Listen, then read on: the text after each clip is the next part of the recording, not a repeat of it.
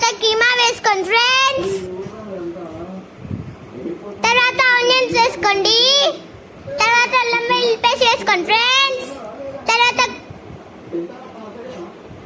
పుదీనా వేసుకోండి. తర్వాత పసుపు కారం వేసుకోండి. తర్వాత సాల్ట్ వేసుకోండి. దాని తర్వాత ధనియాల పొడి వేసుకోండి ఫ్రెండ్స్. తర్వాత ఆయిల్ వేసుకోండి. బాగా కలుపుకోండి ఫ్రెండ్స్.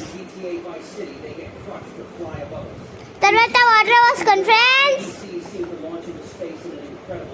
కుక్కర్ మూత పెట్టి 10 నిమిషాలు ఉడకనివ్వండి ఫ్రెండ్స్. తీయండి. ఇలా ఉడికిన తర్వాత పుదీనా వేసుకోండి. బాగా కలుపుకోండి. ఇంతే